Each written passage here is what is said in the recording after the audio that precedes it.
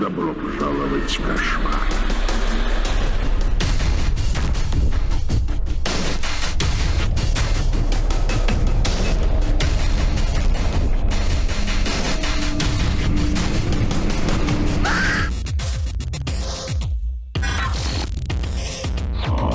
Никогда никому не рассказывал эту историю, но уже устал мучиться воспоминаниями.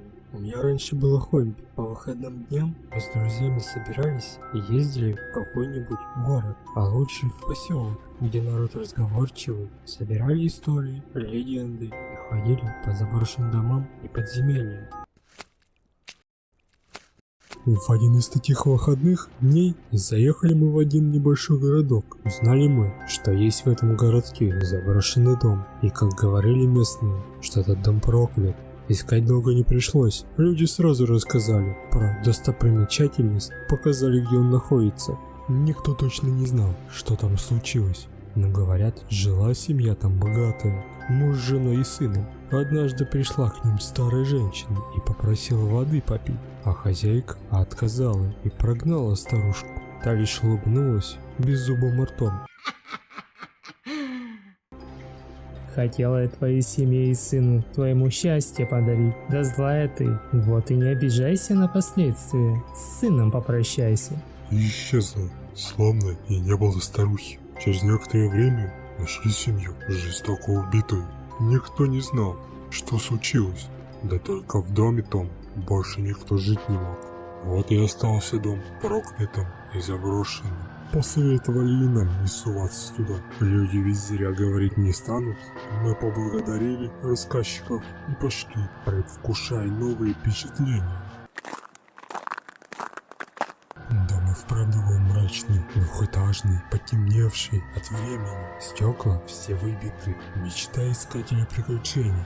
Недолго думая, мы разошлись по этажам, осматривая и впитывая атмосферу. Ничего странного не было. Старая мебель, паутина, разбитые стекла и тени. И тут я увидел картину на стене, старую и пыльную.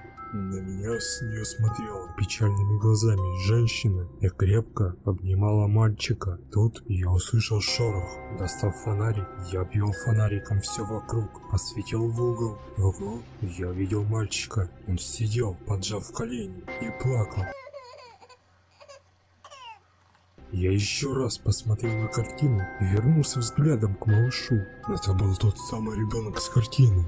Вдруг он встал и начал медленно идти в мою сторону и тянуть ко мне свои ручки. Мне стало как-то не по себе. Тут со стены напротив начала сползать тень. Была эта тень страшной и жуткой, но хищно двигалась в сторону мальчика. А я все смотрел и не мог шелохнуться. И тут вокруг меня все стало цветным. И я оказался уже не в разрушенном доме, а в целом жилом доме. И тут я увидел, как жуткое чудовище начало сползать с потолка. Ребенок тянул ко мне ручки и сказал: «Мне страшно».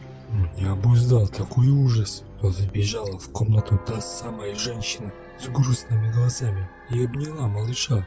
Тень прыгнула на женщину и начал лапами ее бить, добираясь до ребенка. И тут я с криком кинулся, хотел помочь, но стало опять темно. Я снова оказался в сырой, старой, заброшенной комнате, когда направил фонарик, где стояла женщина с малышом. На полу увидел мертвую мать с сыном, и я со всех ног бросился бежать по дороге, ошарашив своих друзей. На улице я сел на землю, и минут 15 был в ступоре. Я не решился им всего рассказывать. После этого я больше не езжу с друзьями, не ищу приключений, и старушек подозрительных обхожу стороной.